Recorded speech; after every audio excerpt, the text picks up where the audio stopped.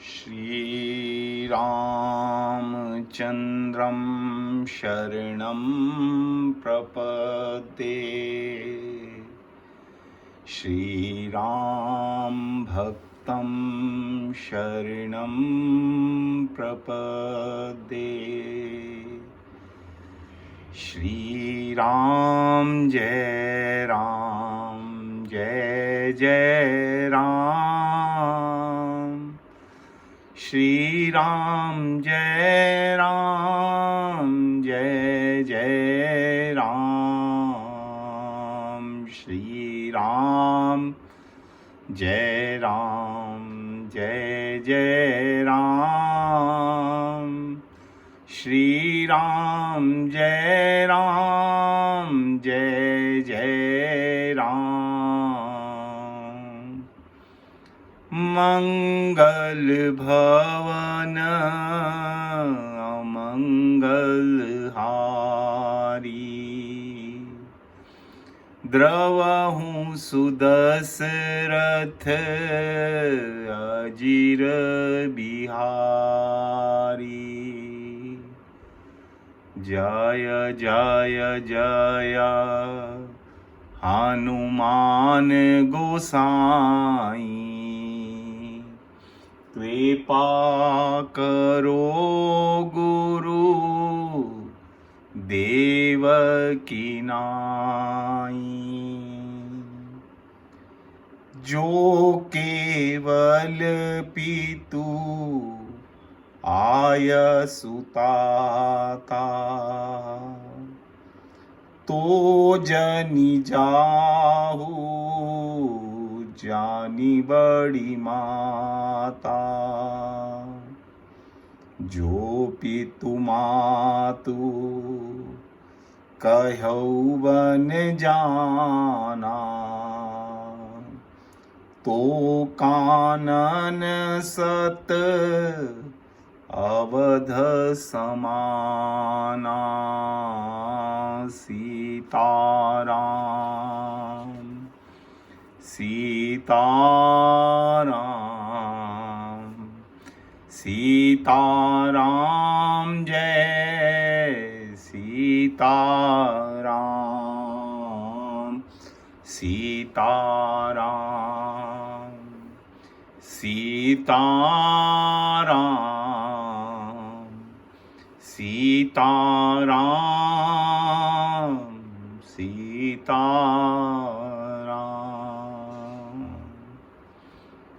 जय सिया राम।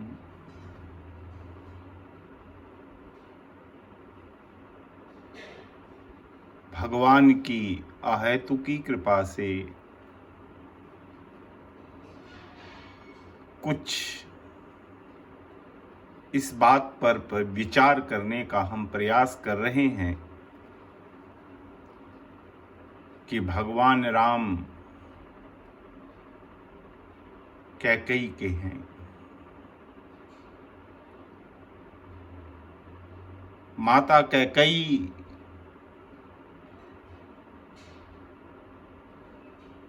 ने वैसे तो जन्म भरत को दिया और मां कौशल्या ने जन्म साक्षात ईश्वर भगवान राम को दिया। मगर फिर भी मानस के अंदर ना जाने बार बार क्यों भगवान राम कैकेयी के ज्यादा नजदीक जान पड़ते हैं।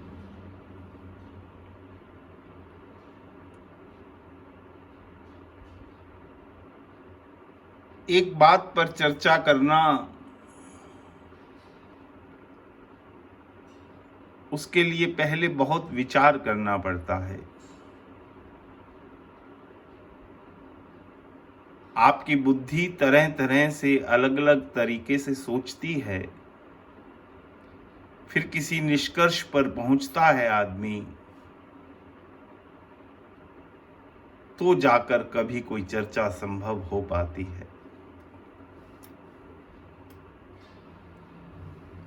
संतों ने, रामचरितमानस ने स्वयं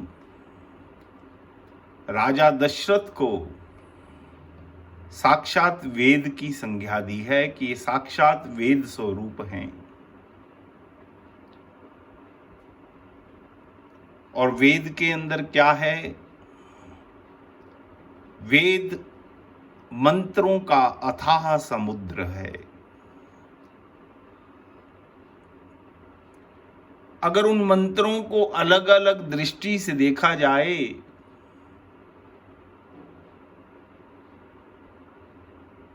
तो उसमें से 3 तस्वीरें निकलकर बाहर आती हैं। कुछ मंत्र ज्ञान का परिचय देते हैं, कुछ मंत्र भक्ति का परिचय देते हैं और कुछ मंत्र क्रिया और कर्म का उल्लेख करते हैं, दिखाते हैं। यानी वेद में 3 चीजों की प्रधानता है, ज्ञान, भक्ति और क्रिया।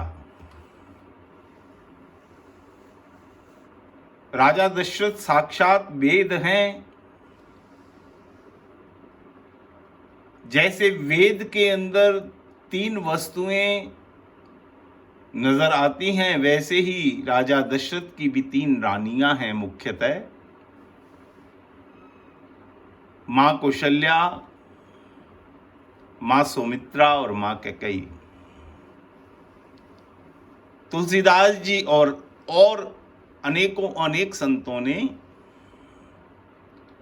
मां कौशल्या को ज्ञान माना है कि ये साक्षात ज्ञान मूर्ति हैं। मां सुमित्रा को भक्ति माना है कि ये साक्षात उपासना है। और कैकेयी को क्रियामयी माना है कि ये क्रिया है।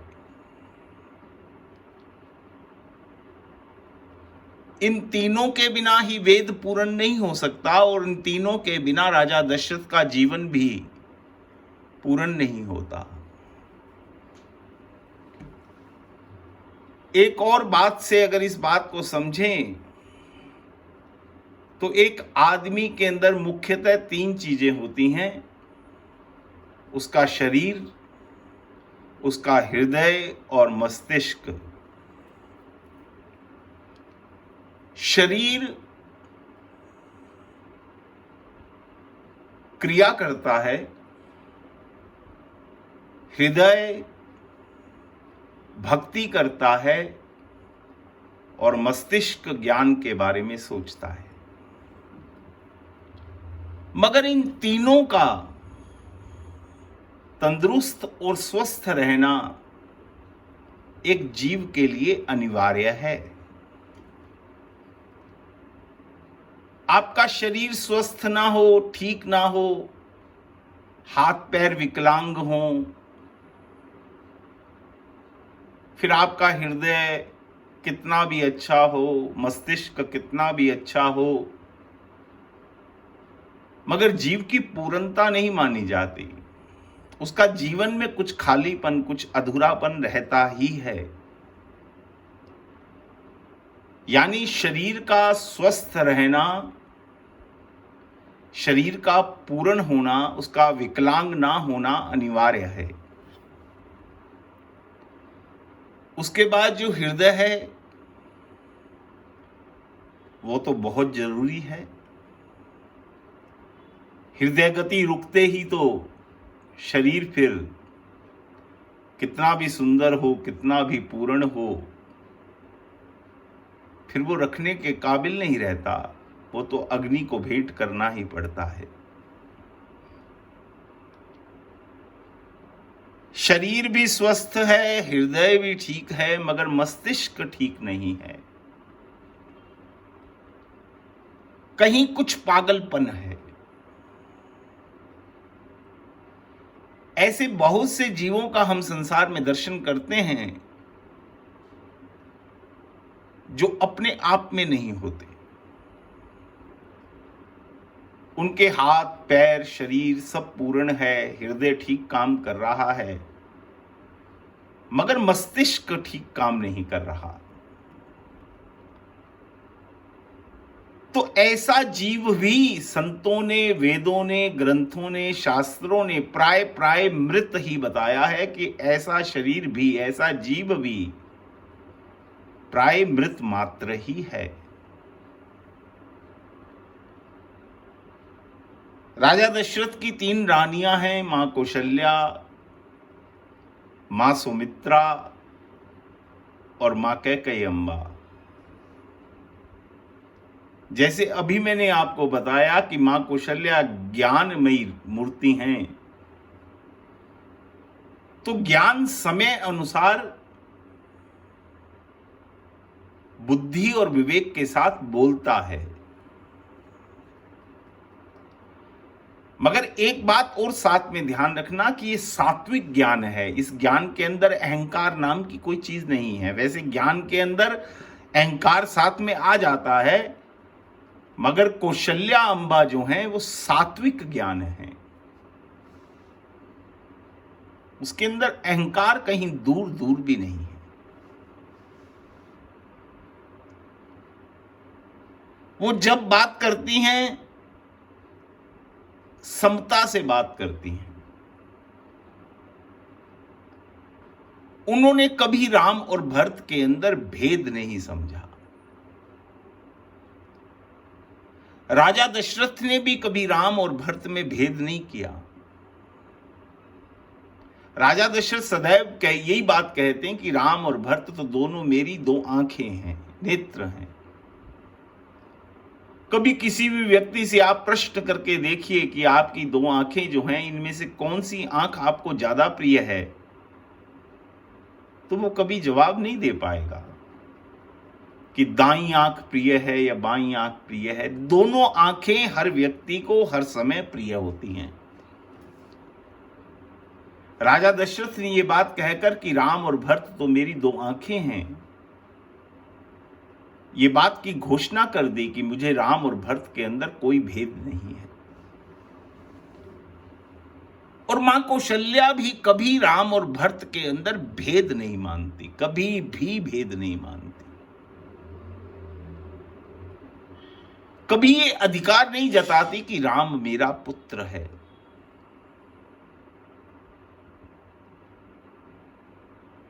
कभी इस बात की घोषणा नहीं करती।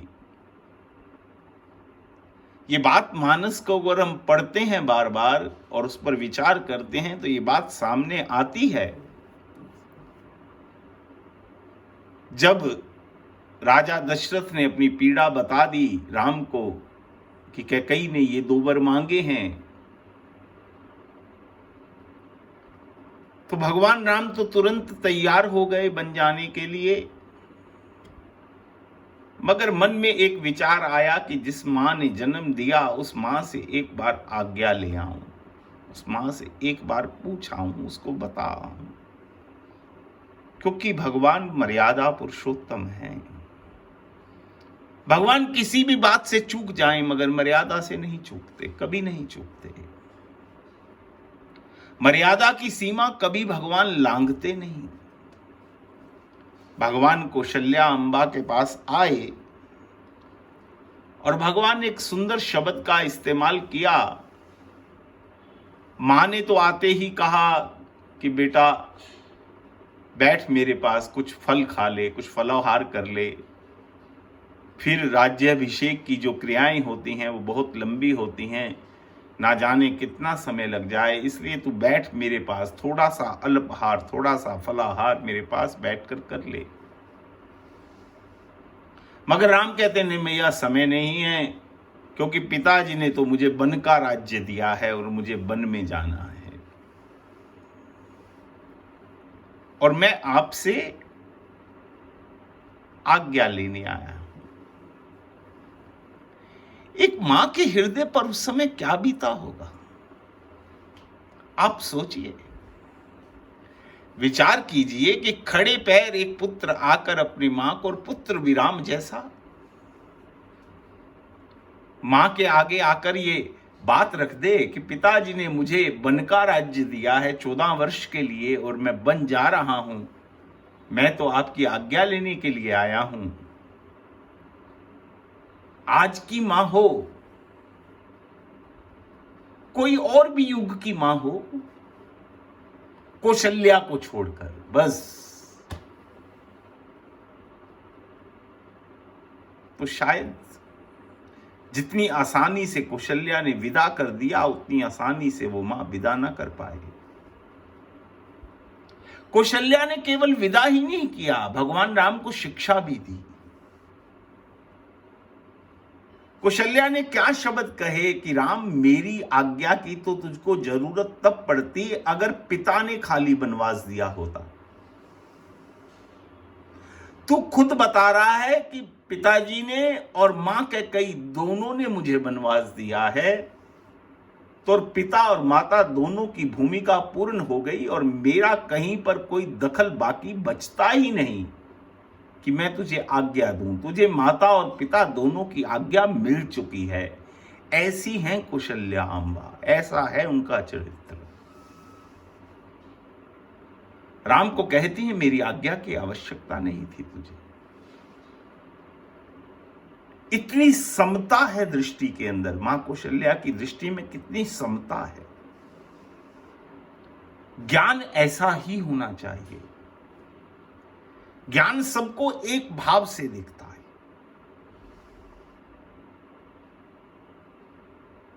दूसरी रानी है और मां कौशल्या का चरित्र उस समय भी सामने आता है जब हनुमान जी संजीवनी बूटी लेकर आ रहे थे और भरत जी ने अचानक तीर चला दिया और वो जमीन पर गिर गए, तो सब अवधपुर वासी उस समय कहते एकत्रित हो गए। हनुमान जी ने सब कथा सुनाई कि ऐसे ऐसे रावण के साथ युद्ध चल रहा है और लखन भैया मूर्छित हैं, उनके लिए मैं ये दवा लेकर जा रहा था। लक्ष्मण के प्राण थोड़े खतरे में हैं।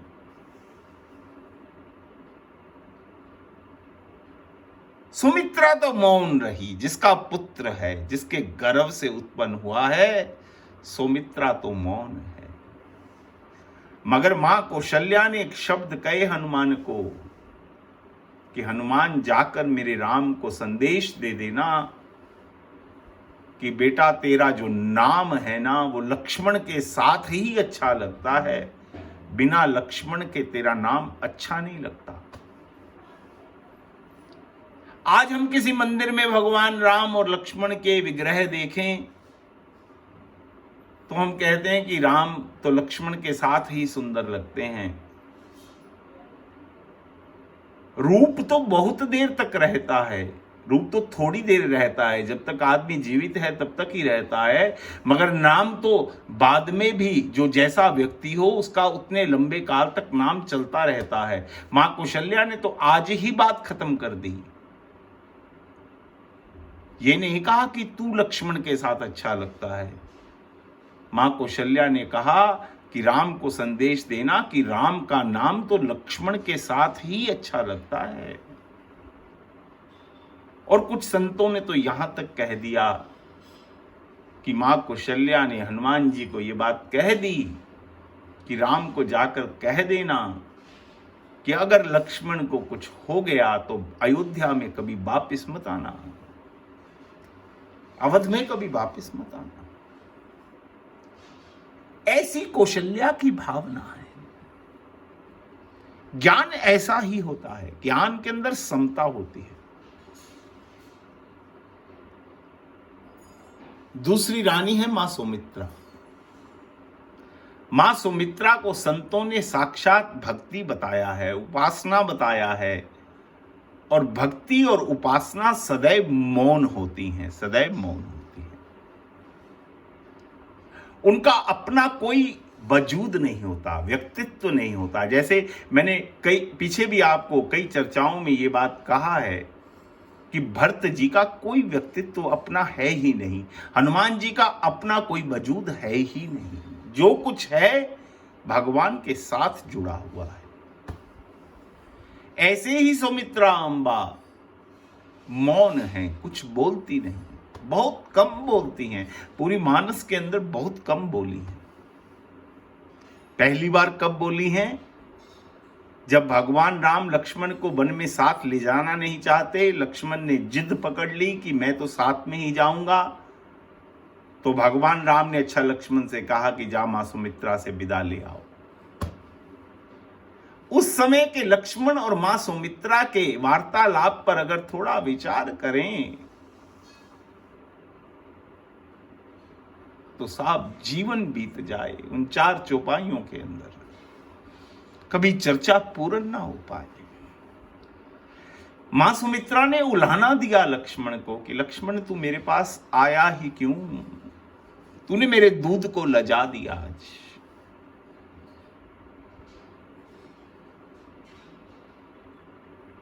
क्या तू जानता नहीं कि राम ही तेरे पिता हैं और मां जानकी ही तेरी मां है? तो फिर तू कौन सी मां से आज्ञा लेने आया है, कौन सी मां से विदा मांगने आया है? और दूसरी बात, अवध तो वही है जहां राम है।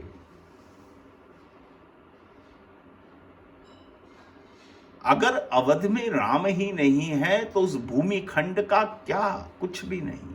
जब राम 14 वर्ष चले गए तो 14 वर्ष तक अवध में कुछ हुआ नहीं भैया। अवध तो शमशान की तरह हो गया। कोई विवाह नहीं हुआ 14 वर्ष तक, किसी के यहां कोई बच्चे ने जन्म नहीं लिया, कोई उत्सव नहीं हुआ, कोई त्योहार नहीं हुआ, कोई उल्लास नहीं हुआ, कोई आनंद नहीं हुआ। हर चीज राम के साथ जुड़ी हुई है। राम है तो अवध है, राम नहीं है तो अवध नहीं है। सीधे सादे शब्दों में अगर हम कहें, राम अवध के प्राण हैं। मां सुमित्रा लखनलाल जी से कहती हैं कि अवध तो वही है जहां राम निवास करते हैं। राम जहां जहां निवास करें लखनलाल, तूने तो अवध में रहना है ना, और अवध वहां है जहां राम है, बस। और तीसरी बात, सुमित्रा ने तो हद कर दी, हद कर दी, सब सीमाएं लांघ दी। उन्होंने कहा कि भगवान के बन जाने का जो कारण है वो तो तेरे कारण है लखनलाल।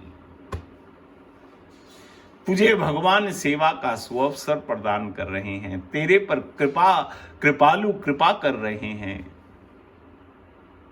तुमरे भाग राम बन जावा।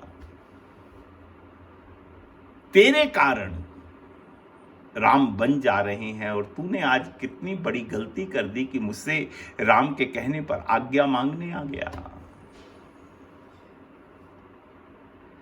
देखो मां सुमित्रा राम से कितना प्रेम करती है, कितना प्रेम करती है। 2 पुत्रों को जन्म दिया। संसार में 2 ही वंदनीय होते हैं, एक संत वंदनीय होता है, एक ईश्वर वंदनीय होता है।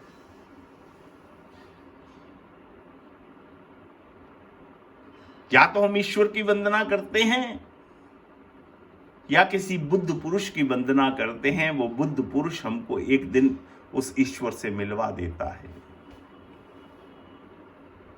भक्ति की ये 2 क्रियाएं हैं और मां सुमित्रा भक्ति है। और इस सुमित्रा के 2 पुत्र हैं, एक लक्ष्मण है, एक शत्रुघ्न है। जैसे जीव 2 की आराधना करता है, या संत की या भगवंत की, इस भक्तिमयी सुमित्रा ने भी अपने दोनों पुत्रों को एक संत की सेवा में जोड़ दिया और एक भगवंत की सेवा में जोड़ दिया। राम साक्षात ईश्वर हैं, लखनलाल जी को राम की सेवा में लगा दिया। और भरत जैसा कोई संत नहीं है, अपने पुत्र शत्रुघ्न को भरत के साथ लगा दिया। बस यही तो भक्ति की परिभाषा है कि अपना सर्वस्व या भगवान के साथ जोड़ दो या किसी बुद्ध पुरुष के साथ जोड़ दो। हनुमान जी को कौशल्या अंबा ने तो ये संदेश दे दिया कि राम को कह देना कि तेरा नाम लक्ष्मण के साथ ही अच्छा लगता है, और अगर लक्ष्मण को कुछ हो जाए तो अवध वापस मत आना। उस समय कहते हैं सुमित्रा अम्बा बोली है और शत्रुघ्न की तरफ देखकर बोली है,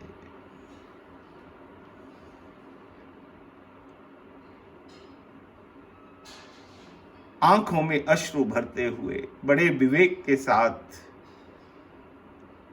मां सुमित्रा हनुमान जी से कहती है कि हे पवन पुत्र, मेरा भी एक संदेश ले जाना, राम को कह देना कि जब युद्ध होता है ना तो योद्धा तो शहीद होते रहते हैं, मगर उनके पीछे राजा कहीं उस युद्ध में नहीं रह जाया करता। आप परवाह मत कीजिएगा, एक पुत्र तो क्या, अगर लक्ष्मण को कुछ हो भी जाए तो मेरी एक बात मान हनुमान, इस दूसरे पुत्र शत्रुघ्न को भी अपने साथ ले जा। अगर लक्ष्मण को कुछ हो जाए तो मेरा शत्रुघ्न भगवान राम की सहायता करेगा। ये भक्ति की परिभाषा है कि ईश्वर के ऊपर अपना सर्वस्व लुटा देना, सर्वस्व लुटा देना। हम अपने दिनचर्या के 10 मिनट विशुद्ध भावना से भगवान को देने के लिए तैयार नहीं हैं। चाहे हम समाज में कितने भी बड़े भक्त कहलवाते हैं, कितने भी बड़े वैष्णव कहलवाते हैं, बढ़िया तिलक धारण करते हैं, बढ़िया कंठी पहन ली, बहुत कुछ खाना छोड़ दिया, बहुत सुंदर स्वरूप बना लिया, साहब कॉस्ट्यूम बहुत अच्छा है हमारा, बहुत सुंदर है, मगर कभी मन को भी तो टटोलिए। आपके घर में बैठा आपका ठाकुर 24 घंटे आपकी इंतजार करता रहता है कि कभी तो 5 मिनट पास मेरे आकर बैठेगा, मगर हमारी दिनचर्या 24 घंटे में हर काम के लिए समय है, अगर नहीं है तो ठाकुर के लिए समय नहीं है। कभी मन से 5 मिनट बैठ नहीं पाते, किसी भय के कारण, किसी लोभ के कारण जल्दी जल्दी में एक हनुमान चालीसा पढ़ गए, 2 माला कर गए, उसके पास 2 मिनट के लिए बैठ गए, बस एक अपना नित्य क्रम निभाने के लिए। ये भक्ति की परिभाषा नहीं है, नहीं है, नहीं है। भक्ति तो भगवान के ऊपर अपना सर्वस्व लुटाकर भी ऐसा महसूस करे कि मैं कुछ कर ना पाया, मैं कुछ उस ईश्वर के लिए कर ना पाया। भगवान की ये जो सेवा करने की जो ये प्रवृत्ति है, ये सुमित्रा में ही हो सकती, दूसरा कोई ऐसा मिला नहीं आज तक इतिहास में जिसने अपने दोनों पुत्र एक संत को दे दिया और एक भगवंत को दे दिया, और उसके बाद भी मौन है, मन में कोई इच्छा नहीं। भक्ति के मन में इच्छा होती ही नहीं साहब। भक्ति के मन में अगर कहीं कोई इच्छा होती है तो केवल इतनी कि मेरा लाल, मेरा ईश्वर सदैव सुखी रहे, सदैव सुखी रहे, मुझे उससे कुछ नहीं चाहिए, कुछ नहीं चाहिए। जीवन में सुख हो, दुख हो, 4 दिन हमारे जीवन में अच्छे आए, हमारे घर में कोई उत्सव था, विवाह था, इतने व्यस्त हो जाते हैं हम, हमारी सब दिनचर्या चलती हैं, छूटता है तो केवल जो 2 माला का नित्य क्रम था वो छूट जाता है, क्योंकि समय नहीं। इस समय हम बहुत व्यस्त हैं, छूटा केवल एक काम जो भगवान के पास बिना मन के, अनमने मन से ही अगर बैठते थे, वो भी छूट गया। और अगर 4 दिन दुख के आ गए, घर में कोई मृत्यु हो गई, कोई बीमार पड़ गया, कोई हॉस्पिटल में है, हम बहुत व्यस्त हुए, हमारे सब काम चलते रहे, दुकान चलता रहा, घर चलता रहा, हम भोजन 3 समय का 3 समय ही करते रहे, जितनी देर सोते थे सोते भी रहे, मगर 2 माला छूट गई क्योंकि समय नहीं है। ऐसी है हमारी भक्ति, हम ऐसी भक्ति करते हैं। मैं जो बात आपको कह रहा हूं अपने ऊपर लेकर कह रहा हूं, आप कोई विचार मत कीजिएगा। आप सभी मुझसे बहुत आगे हैं। मैं जो कुछ कह रहा हूं अपना जीवन देखकर कह रहा हूं, मेरा जीवन शायद ऐसा ही है। राजा दशरथ का विवाह सुमित्रा और मां कौशल्या से तो जैसे एक विवाह की पद्धति होती है वैसे ही होता है, मगर जो तीसरी रानी है ना कैकई, मां कैकई, कैकई अम्बा, ये क्रियामयी है, ये कर्म है, और कर्म बहुत जटिल होता है। राजा दशरथ का विवाह इससे आसानी से भी नहीं हुआ। कैकई का अगर बुरा पक्ष देखना हो तो तुलसीदास जी उसको कैकई नंदिनी कह देते हैं, और उसका अच्छा पक्ष देखना हो तो भरत की मां कह देते हैं। सती के साथ भी यही जुड़ा हुआ है। तुलसीदास जी अगर सती की कोई बुराई देखना चाहते हैं तो उसको दक्ष कन्या कह देते हैं, और अगर उनका अच्छापन देखते हैं तो जगत जननी मां भवानी, शिव वल्लभा, भगवान शिव की पत्नी हैं, विश्वास की पत्नी हैं, तो इन नामों से संबोधित करते हैं। अगस्त के यहां कथा सुनने जाते हैं।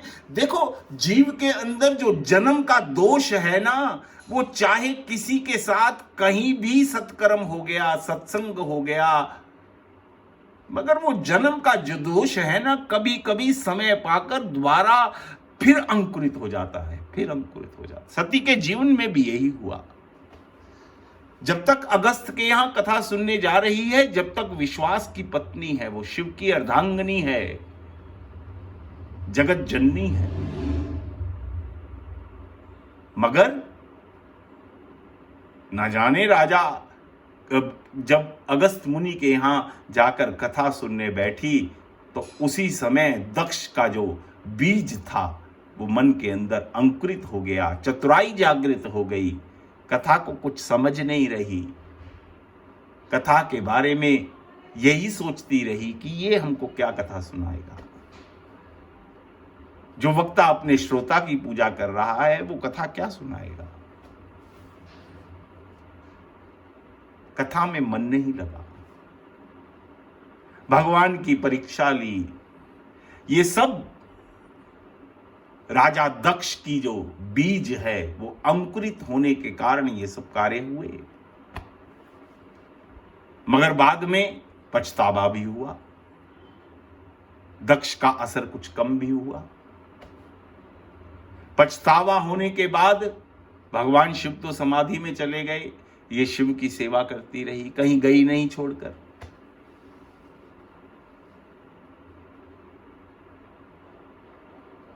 मगर उसके बाद जब शिव की समाधि खुली, भगवान शिव फिर वार्तालाप कर रहे थे सती से, तो आकाश से विमान जाने लगे।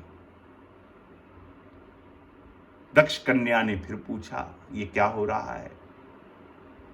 शिव ने सारी बात बताई कि तेरे जो पिताश्री हैं वो मुझसे बैर भाव रखते हैं, इसलिए हमको नहीं बुलाया। तो सती ये नहीं कहती कि ठीक है प्रभु, अगर आप कह रहे हैं तो हमें वहां जाकर क्या करना है। सती कहती है नहीं, आप मत जाइए ना, मुझे तो जाने दीजिए, मैं तो पुत्री हूं, मेरे तो पिता हैं वो। भगवान शिव ने बहुत समझाया उस समय कि जहां द्वेष हो वहां जाना नहीं चाहिए, मगर सती मानी नहीं, गई, और वहां जाकर फिर भगवान शिव का जो किया हुआ सत्संग था फिर जागृत हुआ। और उसने सोच लिया कि इस शरीर के अंदर, इस मन के अंदर जो बार बार दक्ष का बीज अंकुरित होता है, आज इस शरीर को ही समाप्त कर दूं। देखो, बर्तन किसी भी धातु का हो, वो गंदा अगर है, उसको आप मांजेंगे, उसको आप धोएंगे, तो वो बाहर से तो स्वच्छ हो जाएगा, मगर अगर उसकी कोई धातु के अंदर ही दोष है तो आप उसको जितना मर्जी मांजते रहो, धोते रहो, वो धातु का दोष कभी नहीं जाएगा। धातु का दोष कब जाएगा? जब उस बर्तन को हम दोबारा भट्ठी में डालकर पिघला देंगे, तब उस धातु का दोष जाएगा।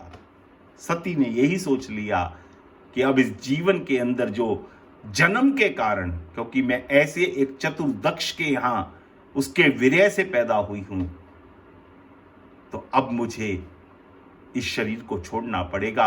और सती ने हवन के अंदर, उस कुंड के अंदर अपने शरीर को भस्म कर दिया और भगवान विधाता से ये कहा कि मुझे यहां चाहे किसी पत्थर के यहां जन्म दे देना, मगर दक्ष के यहां मत देना। इसीलिए विधाता ने उसकी बात को पूर्ण करते हुए हिमालय, जो पत्थर है, जड़ है, उसके यहां जन्म दिया। कैकेयी के जीवन में भी यही है। कैकेयी की शुरुआत बहुत वंदनीय है, बहुत वंदनीय है।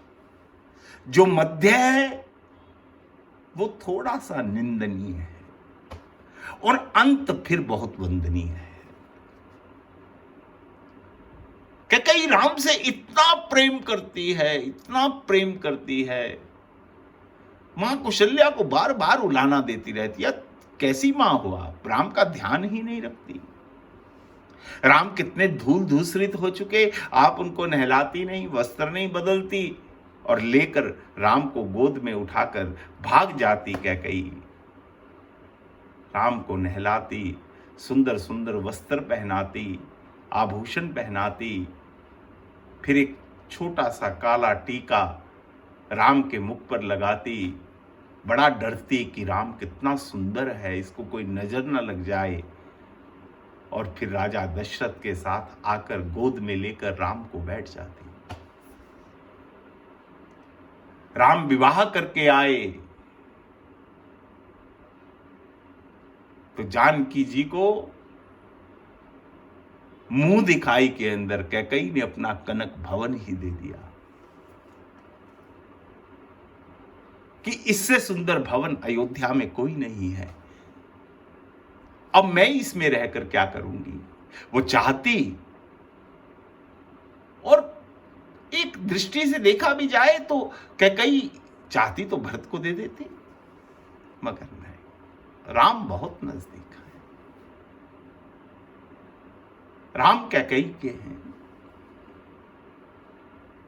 बार बार इस बात पर विचार करो कि राम कैकेयी के हैं, राम कैकेयी के हैं। अपना कनक भवन मां जानकी को मुंह दिखाई में दे दिया। मगर ये क्रिया जो होती है ना, बड़ी जटिल होती है। इसके अंदर सद्भाव भी होता है और दुर्भाव भी होता है। क्रिया कभी एक जैसी चल ही नहीं सकती। और फिर एक बात और भी तो है, जो भगवान राम चाहते हैं भरत रूपी समुद्र का मंथन करना, तो संतों ने बाबा से पूछा कि समुद्र का मंथन होगा तो इसमें अमृत, अगर भरत रूपी रतन प्रकट होंगे तो इसमें से जहर भी तो निकलेगा। उस समुद्र मंथन में तो जहर भगवान शिव ने पी लिया था, अब जहर कौन पिएगा। तो तुलसीदास जी कहते हैं भगवान राम ने उसकी भी तैयारी कर रखी है। माँ कैकेयी से सब वार्ता कर रखी हैं कि हे माँ, मेरे कारण आपको ये जहर पीना पड़ेगा, आपको ये अपमान सहना पड़ेगा, आपको निंदनीय होना पड़ेगा।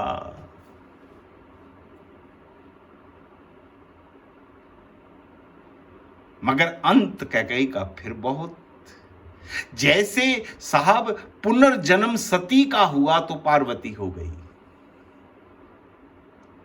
ऐसे ही कैकेयी का भी पुनर्जन्म हुआ। कैकेयी का भी वो शरीर भरत को जलाना पड़ा। भरत को, जब भरत ने आकर साहब गालियां दी मां कैकेयी को, गालियां निकाली। संत कहते हैं कैकेयी का वो शरीर उसी दिन जल गया और कैकेयी का पुनर्जन्म हो गया। उसके बाद कैकेयी वंदनीय होती चली गई, कैकेयी वंदनीय होती चली गई। फिर तो पूरा जीवन साहब प्रायश्चित में बीत गया, प्रायश्चित में बीत गया कि मेरे द्वारा ये क्या कार्य हो गया। तीनों माताएं चित्रकूट जब पहुंचती हैं तो भगवान राम सबसे पहले मां कैकेयी से मिलते हैं। क्यों मां कैकेयी से पहले मिलते हैं? क्योंकि वो कैकेयी के राम हैं, कैकेयी के लाडले हैं। कोई वस्तु, एक साधारण वस्तु साहब, अपना जन्म दिया हुआ पुत्र, आप मां बाप उसके 100 कार्य कर दें, मगर इस विशेषकर इस कलिकाल के अंदर जब बच्चा बड़ा होता है, युवान होता है, प्राय प्राय हर मां बाप को ये बात सुनने को अपने बच्चे से मिलती ही है कि आपने हमारे लिए किया ही क्या है, किया ही क्या है। चाहे मां बाप ने अपने बच्चे के ऊपर सर्वस्व लुटा दिया हो, सर्वस्व, वो जो कुछ करता है, उसकी जो क्रिया होती है, उसका जो क्रियाकलाप होता है, वो अपने बच्चों के लिए होता है, बच्चों के सुख के लिए होता है, बच्चों की समृद्धि के लिए होता है। मगर फिर भी इस कलिकाल के अंदर इतना प्रभाव है कि प्राय प्राय हर माँ बाप को ये बात सुनने को बच्चों के मुख से मिलती है कि आपने हमारे लिए किया ही क्या है। जो किया है वो तो आपका फर्ज है। हम दूसरे के कर्तव्य को अपना अधिकार समझ लेते हैं, यही तो महाभारत है। कभी भी दूसरे के कर्तव्य को अपना अधिकार मत समझो भैया। बच्चे का पालन पोषण करना, उनको सब सुख सुविधा देना, मान लिया कि मां बाप का कर्तव्य था, मगर बच्चे उसको अपना अधिकार ना समझ बैठे। अधिकार समझेंगे तो रामायण नहीं होगी, महाभारत होगी, महाभारत होगी। अभी मैंने कहा कि सौमित्रा और कौशल्या अंबा से तो राजा दशरथ का जो विवाह हुआ वो जैसे एक विवाह पद्धति से होता है वैसे ही हुआ, मगर क्रिया रूपी कैकेयी से राजा दशरथ का विवाह उस पद्धति से नहीं हुआ। कैकेयी तो दशरथ को पसंद आ गई, कहीं देख लिया कैकेयी को, और दशरथ के मन में ये इच्छा जागृत हो गई कि इससे विवाह करना है, और कैकेयी नंदन को पत्र लिख दिया कि मैं आपकी कन्या से विवाह करना चाहता हूं। चक्रवर्ती सम्राट थे, कैकेयी नंदन के हाथ में अच्छा मौका लगा था। कैकेयी नंदन अहंकारी, कैकेयी जो ये कैकेयी नरेश है ये अहंकारी है, मगर सात्विक अहंकारी है। ये अहंकारी होने के साथ साथ इसमें कुछ सद्गुण भी हैं, सत्कर्म भी करता है, भजन पूजन भी करता है। इसी के कारण इसके घर में इतनी सुंदरी पुत्री उत्पन्न हुई, कैकेयी जैसी पुत्री उत्पन्न हुई, जिसके यहां आगे भरत जैसा संत उत्पन्न हुआ। ये साहब जो जीन्स है ना, आगे के आगे काम करते हैं, काम करते हैं। आप सोच मत लेना कि आपका किया हुआ बुरा केवल आपको ही भुगतना पड़ेगा, आपके वंश को भी भुगतना पड़ेगा। इस बात को ध्यान रखना। ये आपके जिन्स आपके पुत्र में जाएंगे, आपकी बेटी में जाएंगे, आगे की आगे, आगे की आगे, जैसे जैसे वंश चलेगा आपके जीन्स आगे बढ़ेंगे, बढ़ेंगे। आपका किया हुआ एक पाप, एक कार्य कई पीढ़ियों को भुगतना पड़ता है साहब, कई पीढ़ियों को। ये कैकेयी नरेश जो है सात्विक अहंकारी है। इसने शर्त रख दी दशरथ के आगे कि मैं अपनी पुत्री का हाथ तो तेरे हाथ में देने को तैयार हूं, मगर इसके बदले में आपसे एक वर लेना चाहता हूं। एक देखो, आज तक कोई बाप ऐसा नहीं हुआ लड़की का बाप ऐसा नहीं हुआ जो वर पक्ष से कुछ मांग ले, मगर ये अहंकार ही है ना, ये मांगता है। इसने ये मर्यादा तोड़ दी यहां पर कि मैं बेटी का बाप हूं, मैं क्या मांगूं, मगर इसने मांगा, इसने ये मांगा कि मेरी बेटी के द्वारा जो उत्पन्न पुत्र होगा वो ही अवध का राजा बनेगा।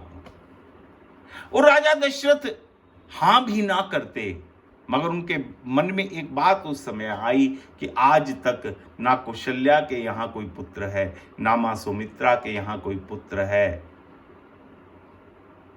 तो कैकेयी से अगर कोई पुत्र होगा भी तो वो ज्येष्ठ होगा और मुझे देने के अंदर, राज्य देने के अंदर कोई आपत्ति, अनुचित बात नहीं लगती। इसलिए राजा दशरथ ने हां कर दी।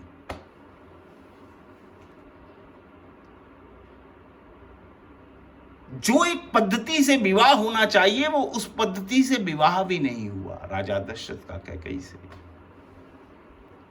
मगर कैकेयी के अंदर साहब, कल भी मैं बात आपसे बार बार कह रहा था कि जैसा फल होगा, जैसा बीज होगा, हम साहब कोई बहुत मीठा फल खाते हैं, बहुत मीठा फल खाते हैं तो हम बहुत प्रशंसा करते हैं, उस वृक्ष की बहुत प्रशंसा करते हैं कि इस वृक्ष के ऊपर बहुत मीठे फल लगते हैं। उस माली की बहुत प्रशंसा करते हैं जो उस वृक्ष की सेवा करता है। उस हवा की, उस वातावरण की प्रशंसा करते हैं कि ऐसी हवा और वातावरण के अंदर वृक्ष है जिसके कारण इस फल बहुत मीठा है, बहुत मिठास है। मगर मैं आपको एक बात बता दूं, ना वृक्ष के कारण फल मीठा है, ना माली के कारण फल मीठा है, ना वातावरण और उस हवा के माहौल के कारण फल मीठा है। इनका कोई 2, 4, 5 पैसे हो सकता है, कोई रोल हो भी, मगर फल मीठा है उसके बीज के कारण। उसका बीज ऐसा था, जो बीज अंकुरित हुआ, मगर हम धोखा खा खाते हैं, उस बीज के वजूद को भूल जाते हैं। जो बीज बोया था मां कैकेयी के अंदर, कुछ तो गुण ऐसे होंगे, छोड़िए ना राम को कि वो राम को बहुत प्रेम करती है, एक पल के लिए भूल जाइए। आप तो केवल एक ही दृष्टि से देखिए कि उसकी कोख से जन्म किसने लिया। बस बार बार विचार कीजिए इस बात पर। जो भरत जैसे पुत्र को जन्म दे सकती है, वो कोख कैसी होगी, वो कैसी होगी, उसमें कितने गुण होंगे। ये कोई छोटी बात नहीं साहब।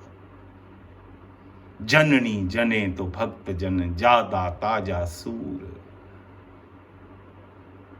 संतों ने तो बीच में या लगा दिया कि या भक्त जन ले, या दानवीर को जन्म दे दे, या शूरवीर को जन्म दे दे। भरत में ये 3 गुण तो साहब, ये 3 गुण तो क्या, ऐसे कई गुण भरत के चरणों में पड़े हैं। भरत जैसा कोई संत नहीं, भरत जैसा कोई शूरवीर नहीं, भरत जैसा कोई दाता नहीं साहब। मैंने भरत जैसा संत तो कोई है ही नहीं। तात भरत तुम सब विधि साधु। भरत जैसा कोई दाता नहीं। मैंने आपको बताया था कि जब बारात जा रही है, भरत याचकों को इतना दान देते हैं कि सब दाता हो जाते हैं।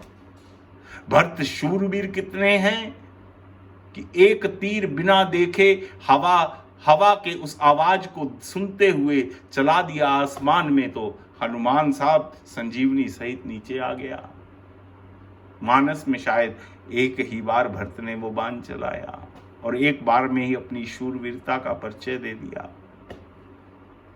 भरत जैसा त्यागी कौन, भरत जैसा व्रती कौन, भरत प्रभु की इच्छा को सर्वस्व मानने वाला, इससे अधिक भरत से बढ़कर और कौन सा गुण है दुनिया में जो भरत में नहीं भैया? कौन सा गुण है? गुण बहुत छोटे बोने भरत के आगे नजर आते हैं साहब। खान है वो, खान। एक दृष्टि आज सोचिएगा, बाकी की चर्चा कल करेंगे, कि जिस कोख से इतना अनमोल रतन पैदा हुआ वो कोख कैसी होगी। विचार किया करो। सुनने के बाद, श्रवण करने के बाद थोड़ा विचार किया करो। पहले श्रवण, फिर मनन, फिर मंथन। आजकल होड़ लगी हुई है कि हमने याद कर लिया, कंठस्थ कर लिया। कंठस्थ करने से कुछ नहीं होगा। पूरी गीता कर लो, पूरी मानस कर लो, भागवत कर लो, कुछ नहीं बनेगा, कुछ भी नहीं। जितने मर्जी चौपाइयां कंठस्थ कर लो, जितने मर्जी गीता के श्लोक कंठस्थ आप कर लो, कुछ नहीं बनने वाला। एक चौपाई, पूरी रामायण, पूरी मानस कंठस्थ करने की बजाय एक चौपाई हृदयस्थ कर लो, बस काम बन जाएगा। मनन और मंथन करना शुरू करो। जब मंथन करोगे, विचार करोगे, साहब किसी भी चीज का मंथन हो और कुछ ना निकले, ये असंभव है, असंभव है। इसलिए भैया विचार कीजिएगा। बाकी की चर्चा कल करेंगे। अपना ध्यान रखिएगा, प्रसन्न रहिएगा, अपने और अपने परिवार के स्वास्थ्य का ध्यान रखिएगा। विश्व मंगल हेतु भगवान के चरणों में कामना कीजिएगा। मैं भी आप सभी के अच्छे स्वास्थ्य की गोविंद के चरणों में कामना करता हूँ। बस इसके साथ ही मेरी आपको जय सिया राम।